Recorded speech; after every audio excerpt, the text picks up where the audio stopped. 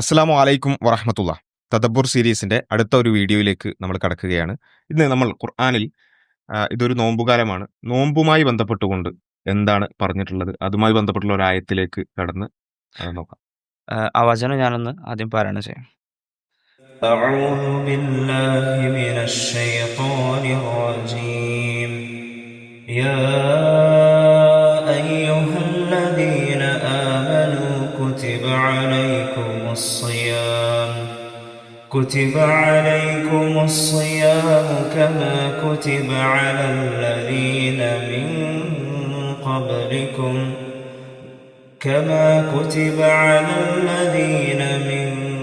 قبلكم لعلكم تتقون.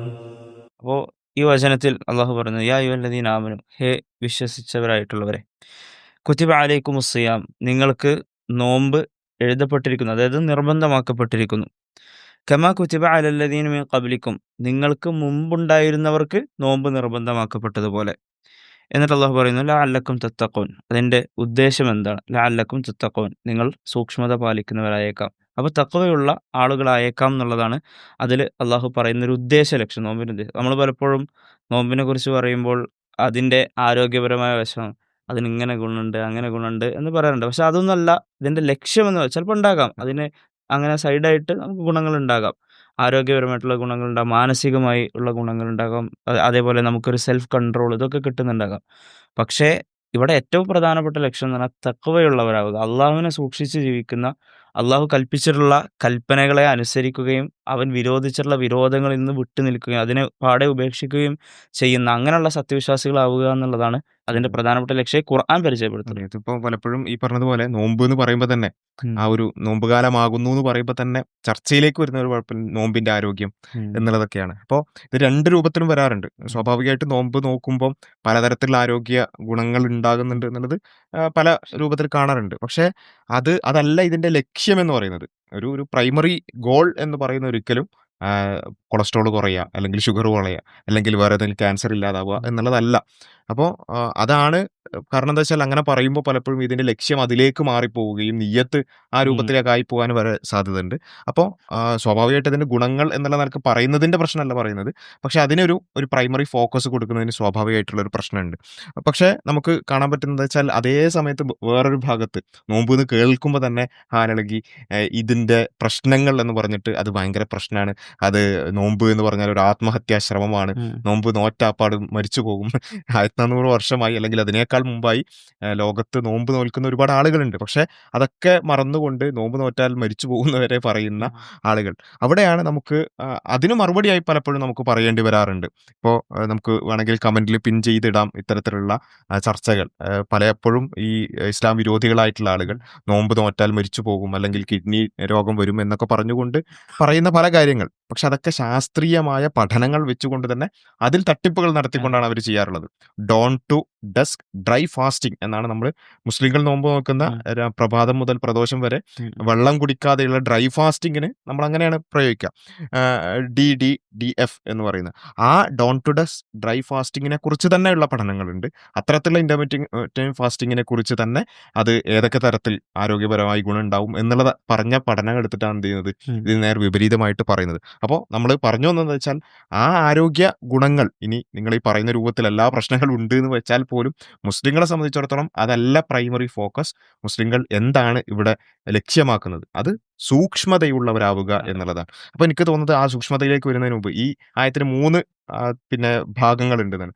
ഒന്നാമത്തത് യാ അയ്യുഹല്ലദീന ആമനു, വിശ്വസിച്ചവരോടുള്ള ഒരു കൽപ്പനയാണ് ഇത് എന്നാണ് ഞാൻ മനസ്സിലാക്കുന്നത്. ഇവിടെ വിശ്വസിച്ചവരോട് ഇത് എന്തുകൊണ്ട് കൽപ്പിച്ചു എന്ന് വെച്ചപ്പോൾ നോമ്പിൻ്റെ സൗം എന്നാണ് അറബിയിൽ പറയുക. സൗം അല്ലെങ്കിൽ സിയാം എന്നൊക്കെയാണ് പറയുക.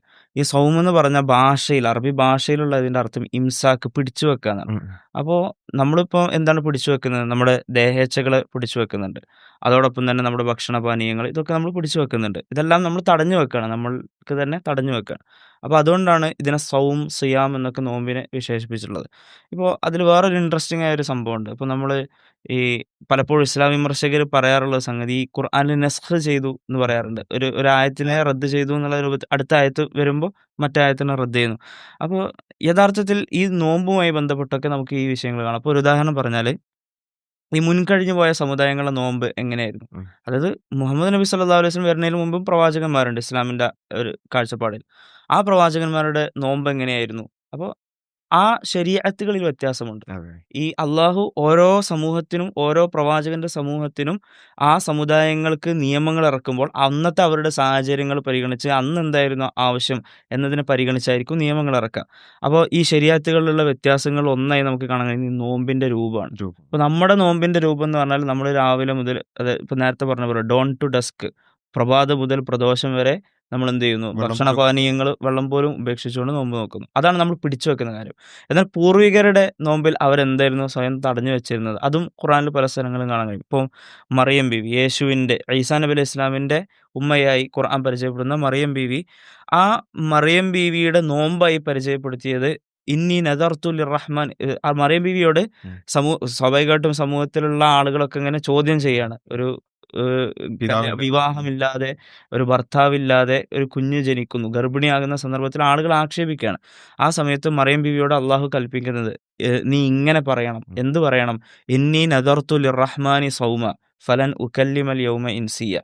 അപ്പോൾ തീർച്ചയായും ഞാൻ അള്ളാഹുവിന് വേണ്ടി ഒരു നോമ്പ് നോറ്റിരിക്കുന്നു. സൗം. അതായത് എൻ്റെ നോമ്പ് എന്ന് പറയുന്നത് ഫലൻ ഉകല്ലിമൽ യൗമ ഇൻസിയ. ഇന്നേ ദിവസം ഞാൻ ഒരാളോടും ഒരു മനുഷ്യനോടും സംസാരിക്കൂല.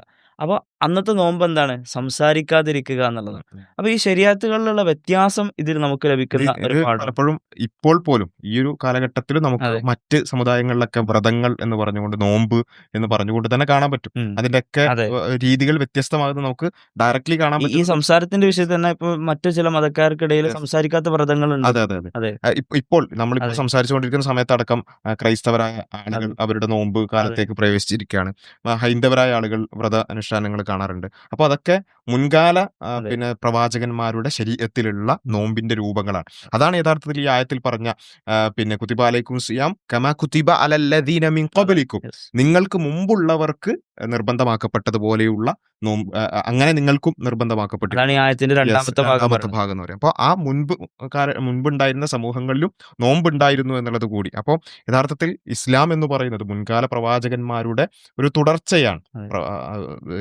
ഏകനായ സട്ടാവ് എല്ലാ കാലഘട്ടങ്ങളിലേക്കും എല്ലാ സമുദായങ്ങളിലേക്കും പ്രവാചകന്മാരെ അയച്ചു. ആ ഓരോ പ്രവാചകന്മാർക്കും അവരുടേതായ നിയമങ്ങൾ ശരീഅത്ത് ഉണ്ടായിരുന്നു. മുഹമ്മദ് നബിയുടെ ഉമ്മത്തിലേക്ക് എത്തുമ്പോൾ, സമുദായത്തിലേക്ക് എത്തുമ്പോൾ ഈ രൂപത്തിലുള്ള ഒരു നോമ്പ് നിർബന്ധമാക്കി എന്നുള്ളതാണ് നമുക്കവിടെ കാണാൻ പറ്റും. ഇനി അതിന്റെ മൂന്നാമത്തെ ഭാഗത്തേക്ക് വരുമ്പോൾ ലഅല്ലക്കും തത്തഖൂൻ, നിങ്ങൾ നോമ്പ് നോൽക്കുന്നത് എന്തിനു വേണ്ടിയാണ്? അതിന്റെ പ്രൈമറി ആയ ഉദ്ദേശം എന്ന് പറയുന്നത് തത്തഖൂൻ, നിങ്ങൾ സൂക്ഷ്മത പാലിക്കുന്നവരാവുക എന്നുള്ളതാണ്. അപ്പോൾ ഇവിടെയാണ് യഥാർത്ഥത്തിൽ എന്താണ് ഈ നോമ്പ് കൊണ്ട് നമ്മൾ സാധാരണ പറയുന്നത്, നോമ്പ് ഒരു പരിശീലന ഉം. കളരിയാണ്. ഉം. പലപ്പോഴും നോമ്പിനെ കുറിച്ച് നമ്മൾ സംസാരിക്കുമ്പോൾ നമ്മുടെ ചാനലുകളിലാകട്ടെ അല്ലെങ്കിൽ സോഷ്യൽ മീഡിയയിലാകട്ടെ ഒക്കെ ചർച്ച വരുന്നത് പലപ്പോഴും ഭക്ഷണവുമായി ബന്ധപ്പെട്ടുകൊണ്ടാണ്. അതെ.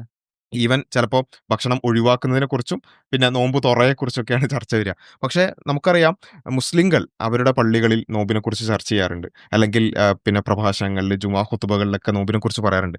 അതിൽ വളരെ ചെറിയ ഒരു പോർഷൻ മാത്രമാണ് ഭക്ഷണത്തെക്കുറിച്ച് അതെ. പറയാറുള്ളതും അതുപോലെ തന്നെ ഭക്ഷണത്തെക്കുറിച്ച് ചർച്ച ചെയ്യാറുള്ളതും. കാരണം ഭക്ഷണം ഒഴിവാക്കുക എന്നുള്ളത് സ്വാഭാവികമായിട്ട് അവിടെ നടക്കുന്നൊരു കാര്യം. പക്ഷെ അതിനേക്കാൾ അപ്പുറത്ത് നോമ്പിലൂടെ ആർജിച്ചെടുക്കുന്ന ഒരു ഒരു പിന്നെ ഒരു മാനസികാവസ്ഥയും ഒരു പരിശീലനവുമാണ് യഥാർത്ഥത്തിൽ മുസ്ലിങ്ങൾ ഫോക്കസ് ചെയ്യുന്നത്. അതെ. എന്താണ് ആ പരിശീലനം? ലഅല്ലക്കും തത്തഖൂൻ. യഥാർത്ഥത്തിൽ പിന്നെ ഇവിടെ പിന്നെ അള്ളാഹു പൊതുവിൽ അനുവദിക്കപ്പെട്ട കാര്യങ്ങൾ പോലും ഈ മാസം നിങ്ങൾ എന്ത് ചെയ്യരുത്, പൊതുവിൽ ഭക്ഷണം കഴിക്കുക എന്നുള്ളത് ഹലാലായ ഭക്ഷണമാണെങ്കിൽ, അതെ. അതായത് വിരോധിക്കപ്പെട്ട കുറച്ച് ഭക്ഷണം ഒഴികെ ബാക്കിയുള്ളതൊക്കെ നിങ്ങൾക്ക് കഴിക്കാം. പക്ഷെ ആ അള്ളാഹു അനുവദിച്ച കാര്യം പോലും ഈ പകൽ സമയത്ത് നിങ്ങൾ ഒഴിവാക്കണം. ഉം. അതേപോലെ തന്നെ ഭാര്യയുമായുള്ള സംസർഗം നിങ്ങൾ പകൽ സമയത്ത് ഒഴിവാക്കണം. ഇപ്പൊ ഈ രൂപത്തിലുള്ള അള്ളാഹു പൊതുവിൽ അനുവദിക്കപ്പെട്ട കാര്യങ്ങൾ പോലും അള്ളാഹുവിന് വേണ്ടി നിങ്ങൾ എന്ത് ചെയ്യുക, മാറ്റിവെക്കുക എന്ന് പറയുമ്പോൾ അതിന് സമർപ്പിക്കുകയാണ് യഥാർത്ഥത്തിൽ ഒരു വിശ്വാസി ചെയ്യുന്നത്. ആ നമുക്ക് ആഗ്രഹങ്ങൾ ഉണ്ടെങ്കിലും ഇപ്പോൾ നമുക്ക് ഒരു ഉച്ച കഴിഞ്ഞ് വൈകുന്നേരം ആകുമ്പോഴേക്ക് വിശക്കാൻ തുടങ്ങും. ചിലപ്പോൾ നമുക്ക് ഏറ്റവും ഇഷ്ടപ്പെട്ട വിഭവങ്ങൾ നമ്മുടെ തീന്മേശയിൽ ഉണ്ടാവും. നമ്മുടെ വീടാണ്, നമ്മൾ അധ്വാനിച്ചുണ്ടാക്കിയ ഭക്ഷണമാണ്. പക്ഷെ നമ്മളത് കഴിക്കില്ല. ഒറ്റ കാരണമേ ഉള്ളൂ, വേറൊരു കാരണവും ഇല്ല, പടച്ചോൻ കഴിക്കണ്ടെന്ന് പറഞ്ഞു. അള്ളാഹുവിന്റെ മുമ്പുള്ള സമർപ്പണം. യെസ്, ആ ഒരു സമർപ്പണത്തിന്റെ ഒരു പരിശീലനമായിട്ടാണ് യഥാർത്ഥത്തിൽ നോമ്പ് എന്ന് പറയുന്നത് വരുന്നത്. അപ്പോൾ ഇത് കേവലമായൊരു ഭക്ഷണം പാനീയങ്ങൾ ഒഴിവാക്കുക എന്നുള്ളതിൽ ഒതുങ്ങുന്നില്ല എന്നുള്ളതാണ്. മാത്രമല്ല ഇപ്പോൾ നേരത്തെ സൂചിപ്പിച്ചില്ല, ഇത് ഭക്ഷണപാനീയങ്ങളുമായിട്ട് ബന്ധപ്പെട്ട് മാത്രമാണ് ചർച്ചകൾ ചുരുങ്ങി വരികയാണ്. പക്ഷേ ഇപ്പോൾ മുഹമ്മദ് നബി സ്വല്ലല്ലാഹു അലൈഹി വസല്ലം പറഞ്ഞ ഒരു സംഭവം നോമ്പുമായി ബന്ധപ്പെട്ടുകൊണ്ട് നബി സ്വല്ലല്ലാഹു അലൈഹി വസല്ലമയുടെ വളരെ പ്രധാനപ്പെട്ട നിർദ്ദേശങ്ങളൊന്ന് പരിശോധിച്ചാൽ തന്നെ അത് മനസ്സിലാകും. ഈ ഭക്ഷണവുമായി ബന്ധപ്പെട്ടല്ല പ്രധാനമായും നോമ്പ് എന്നുള്ളത്. അത് പറയാം.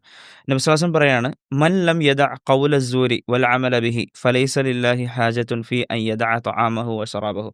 ആരെങ്കിലും മ്ലേച്ഛമായ അല്ലെങ്കിൽ ചീത്ത ഒരു സംസാരം ഉപേക്ഷിക്കുകയോ അതല്ലെങ്കിൽ ചീത്ത ഒരു പ്രവൃത്തി ഉപേക്ഷിക്കുകയോ ചെയ്യുന്നില്ലെങ്കിൽ അള്ളാഹുവിനെ സംബന്ധിച്ചിടത്തോളം ഇവർ ഈ ഭക്ഷണപാനീയങ്ങൾ ഒഴിവാക്കുന്നതുകൊണ്ട് പ്രത്യേകിച്ച് ആവശ്യമൊന്നുമില്ല. വെറുതെ പട്ടിണി വെറുതെ കിടക്കണ്ടെന്ന് പട്ടിണി കിടക്കണ്ടെന്നാണ് മുഹമ്മദ് നബി സ്വല്ലല്ലാഹു അലൈഹി വസല്ലം പറയുന്നത്. അപ്പോൾ അതിന്റെ പ്രാധാന്യം നമുക്ക് മനസ്സിലാവും. തഖ്വ എന്നുള്ളത് തന്നെയാണ് അതിന്റെ കേന്ദ്ര ബിന്ദു എന്ന് നമുക്ക് പറയാൻ കഴിയും. ശരിക്കും പറഞ്ഞാൽ ഈ ഒരു പരിശീലനമാണ് നടക്കുന്നത്. അതായത് ചുരുക്കി പറയുകയാണെങ്കിൽ നമ്മുടെ ശരീരത്തിന് ഒരുപാട് ഇച്ഛകൾ ഉണ്ടാവും, ദേഹേച്ഛകൾ നമ്മൾ പറയും. ശരീരത്തിന്റെ ഇച്ഛകളോട് മനസ്സിന്റെ ആ ഒരു കൺട്രോളിന്റെ ആ ഒരു പരിശീലനമാണ് യഥാർത്ഥത്തിൽ നടക്കുന്നത്. കാരണം ശരീരത്തിന് ഭക്ഷണം കഴിക്കണം, പക്ഷേ മനസ്സ് പറയണം ഇപ്പൊ വേണ്ട. അതേപോലെ തന്നെ ശരീരത്തിന് മറ്റ് ആഗ്രഹങ്ങൾ ഉണ്ടാകും, പക്ഷെ മനസ്സ് പറയുന്നു ഇപ്പോൾ വേണ്ട. യഥാർത്ഥത്തിൽ ഒരു വിശ്വാസിയെ സംബന്ധിച്ചിടത്തോളം അവൻ്റെ ജീവിതത്തിലുടനീളം വേണ്ടത് ഈ കൺട്രോളാണ്. ആ കൺട്രോളിനുള്ള അതിതീവ്രമായൊരു പരിശീലന കാലഘട്ടമാണ് യഥാർത്ഥത്തിൽ ഈ നോമ്പുകാലം എന്ന് പറയുന്നത്. അപ്പോൾ നമുക്ക് ഭക്ഷണം കഴിക്കാൻ തോന്നുന്നു, പക്ഷേ നമുക്കത് കൺട്രോൾ ചെയ്യാൻ പറ്റും എന്ന് നമ്മളിവിടെ ഈ ഒരു മാസം തെളിയിക്കാൻ. അതെ. ഭക്ഷണം കഴിക്കാൻ അങ്ങേയറ്റത്തെ ആഗ്രഹം ഉണ്ടെങ്കിലും കൺട്രോൾ ചെയ്യാൻ പറ്റും. ലൈംഗികമായ ചിന്തകൾ ഉണ്ടെങ്കിലും കൺട്രോൾ ചെയ്യാൻ പറ്റും. അതുപോലെ തന്നെ പൊതുവെ നമുക്ക് ഒഴിവാക്കാൻ സാധിക്കില്ല എന്ന് നമ്മൾ പൊതുവെ പറയുന്ന പല തിന്മകളും, രഹസ്യ ജീവിതത്തിലുള്ള അതെ. പല തിന്മകളൊക്കെ നോമ്പുകാലത്ത് അത് ഒഴിവാക്കാൻ എല്ലാവർക്കും പറ്റുന്നുണ്ട്. അതെ. കാരണം എന്താ, നമുക്കത് പറ്റും. നമ്മുടെ ശരീരത്തിന് മേൽ നമ്മുടെ മനസ്സിന്റെ കൺട്രോൾ, അത് ഇറ്റ് ഈസ് പോസിബിൾ എന്നുള്ള ഒരു മെസ്സേജാണ്. അല്ലെങ്കിൽ അത് വിശ്വാസികളെ കൊണ്ട് അവരുടെ ജീവിതത്തിലൂടെ പിന്നെ കാണിച്ചു കൊടുക്കുകയാണ് യഥാർത്ഥത്തിൽ ഈ നോമ്പുകാലത്ത് ചെയ്യുന്നത്. അപ്പൊ ഈ ഒരു കൺട്രോൾ, ശരീരത്തിന് മുകളിൽ ആത്മാവിന്റെ കൺട്രോൾ അല്ലെങ്കിൽ മനസ്സിന്റെ കൺട്രോൾ, അതാണ് യഥാർത്ഥത്തിൽ നോമ്പിൽ സംഭവിക്കുന്നത്.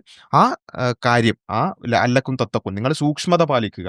നിങ്ങൾ ദേഹേച്ഛകൾക്കനുസരിച്ച് ശരീരം പറയുന്നത് പോലെ ജീവിക്കുക, അല്ലെങ്കിൽ ശരീരത്തിന് ആഗ്രഹമുള്ളതെല്ലാം ചെയ്ത് ജീവിക്കുക, ശരീരത്തിന് വേണ്ടതൊക്കെ കൊടുക്കുക എന്നുള്ളതിനപ്പുറത്ത് നിങ്ങൾ ചില കാര്യങ്ങളിൽ കൺട്രോൾ ചെയ്ത് ജീവിക്കുക എന്ന ഒരു കാര്യം, ആ സൂക്ഷ്മതയാണ് യഥാർത്ഥത്തിൽ നോമ്പിന്റെ സന്ദേശം എന്നുള്ളതാണ് ഈ ഒരു ആയത്തിലൂടെ നമുക്ക് കാണാൻ പറ്റുന്നത്. ഇവിടെ സൂചിപ്പിച്ചല്ലോ, മറ്റേ നമ്മുടെ ആത്മീയ നിയന്ത്രണത്തിന് വേണ്ടിയുള്ള ഒരു തീവ്ര പരിശീലനമാണ് നോമ്പ് എന്നുള്ളത്. ഇത് കേട്ടപ്പോൾ എനിക്ക് വളരെ രസകരമായൊരു വിമർശകന്മാർ, അതേപോലെ ഇസ്ലാമോഫോബിയ വളർത്താൻ ശ്രമിക്കുന്ന തീവ്ര വലതുപക്ഷക്കാരൊക്കെ പറഞ്ഞിരുന്ന സാധനം ഞാൻ നേരിട്ട് കേട്ടതാണ്. അവർ പറഞ്ഞത് ഈ നോമ്പ് കുട്ടികളെ കൊണ്ടൊക്കെ നോമ്പ് അനുഷ്ഠിപ്പിക്കുന്നത് ജിഹാദ് ചെയ്യാൻ വേണ്ടി അവർ ഒരുക്കുകയാണ് എന്നുള്ള രൂപത്തിൽ. അങ്ങനെ വരെ, അതായത് അല്ല, അതുപോലും ഒരർത്ഥത്തിൽ ശരിയാണ്. കാരണം അതെ. നമ്മുടെ ജിഹാദ് തന്നെ നമ്മുടെ ശരീരത്തോടുള്ള ജിഹാദാണ് അതെ. ഏറ്റവും വലിയ ജിഹാദ് എന്നാണ്. അപ്പോൾ സ്വന്തത്തോടുള്ള പക്ഷെ ഇവർ ഉദ്ദേശിക്കുന്ന അങ്ങനെയല്ല, ഇത് മറ്റേതായി. യുദ്ധം ചെയ്യാൻ വേണ്ടി ഇറങ്ങി പുറപ്പെടാനുള്ള പരിശീലനമാണ് എന്നുള്ള രൂപത്തിലാണ്. അപ്പൊ ഏതായാലും ആ ഒരു നിലക്ക് അവർ പറയുന്നതിന്റെ അർത്ഥം വേറെയാണെന്നുണ്ടെങ്കിലും നമുക്ക് വേണമെങ്കിൽ അതൊരു പോസിറ്റീവായി എടുത്തിട്ട് പറയാം, ശരിയാണ്, ഞങ്ങളൊരു ജിഹാദിനുള്ള പരിശീലനം തന്നെയാണ് ചെയ്യുന്നത്. സ്വന്തത്തിന്റെ ദേഹേച്ഛകളോടുള്ള ഒരു ജിഹാദ്. നമുക്ക് പല കാര്യങ്ങളും തോന്നും ഒരു മനുഷ്യൻ എന്ന നിലക്ക്. കാരണം പിന്നെ മൃഗവും മനുഷ്യനും തമ്മിലുള്ള വ്യത്യാസം അവിടെയാണ് വരുന്നത്. ഒരു മൃഗത്തെ സംബന്ധിച്ചിടത്തോളം അവന്റെ ആ മൃഗത്തിന്റെ ദേഹേച്ഛകൾക്കനുസരിച്ച് ഇങ്ങനെ ജീവിക്കുക എന്നുള്ളതിനപ്പുറത്ത് വേറൊരു കൺട്രോൾ എന്നുള്ളതല്ല അവിടെ ഇല്ല. കാരണം ഒരു മനുഷ്യനെ വ്യത്യസ്തമാക്കുന്നത് ആ കൺട്രോളാണ്.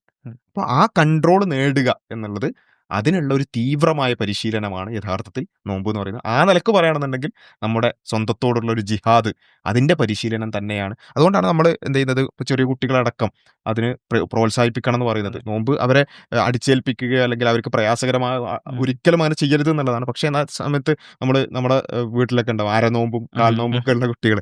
അപ്പൊ അതുകൊണ്ടൊക്കെ ഉദ്ദേശിക്കുന്നത് അവരും എന്ത് ചെയ്യുക, സ്വയം നിയന്ത്രിക്കാൻ പഠിക്കട്ടെ. അല്ലെങ്കിൽ കുറച്ചൊക്കെ ഒന്ന് ഭക്ഷണം കഴിക്കാൻ ആഗ്രഹം ഉണ്ടെങ്കിലും അത് കഴിക്കാതെ കുറച്ചൊക്കെ ഒന്ന് കൺട്രോൾ ചെയ്ത് അവരും പരിശീലിച്ച് വരട്ടെ എന്നുള്ളതാണ് നമ്മൾ അവിടെ. അതുപോലെ തന്നെ കുട്ടികളോട് പറയും, ചീത്തവാക്ക് പറയരുത് കേട്ടോ, നോമ്പുകാലാണ്. അങ്ങനെ എല്ലാം ഒന്ന് കൺട്രോൾ ചെയ്യാൻ സ്വയം കഴിയും എന്നൊരു പരിശീലനം തന്നെയാണ് നോമ്പുകാലത്ത് നടക്കുന്നത് എന്നുള്ളതാണ്. അപ്പോൾ ഇതാണ് ഈ ഒരു ആയത്തിന്റെ 3 ഭാഗങ്ങൾ. ഒന്നാമത്തത് പിന്നെ യാ അയ്യുഹല്ലദീന ആമനു, ഇത് വിശ്വാസികളോടുള്ള കൽപ്പനയാണ്. നമ്മൾ ഒരിക്കലും വിശ്വാസികളല്ലാത്ത ഒരാളെയും അതിന് നിർബന്ധിക്കാറോ അല്ലെങ്കിൽ ആ രൂപത്തിൽ പറയാറോ ഇല്ല. ആളുകൾക്കത് അതിന്റെ മറ്റു ഗുണങ്ങളൊക്കെ പിന്നെ മനസ്സിലാക്കിയത് നോമ്പ് നോൽക്കുന്ന ആളുകളുണ്ട്. പക്ഷെ വിശ്വാസികളോടുള്ള കൽപ്പനയാണ് പ്രൈമറിലി ഇത് എന്ന് പറയുന്നത്. രണ്ടാമത്തത് അല്ലദീന മിൻ ഖബ്ലിക്കും, മുൻകാല സമുദായങ്ങൾക്കും നോമ്പുണ്ട്, അതിപ്പോഴും നമുക്ക് പല സമുദായങ്ങളിൽ കാണാൻ സാധിക്കും. ലഅല്ലക്കും തത്തഖൂൻ എന്നുള്ളതാണ് 3ാമത്തെ ഭാഗം. ഇത്രയും കാര്യങ്ങളാണ് ഈ ഒരു ആയത്തുമായി ബന്ധപ്പെട്ടുകൊണ്ട് നമ്മൾ ഡിസ്കസ് ചെയ്തിട്ടുള്ളത്. ഇൻഷാ അല്ലാഹ് കൂടുതൽ കാര്യങ്ങൾ നമുക്ക് വഴിയെ ഡിസ്കസ് ചെയ്യാം. അസ്സലാമു അലൈക്കും വറഹ്മത്തുള്ളാഹി.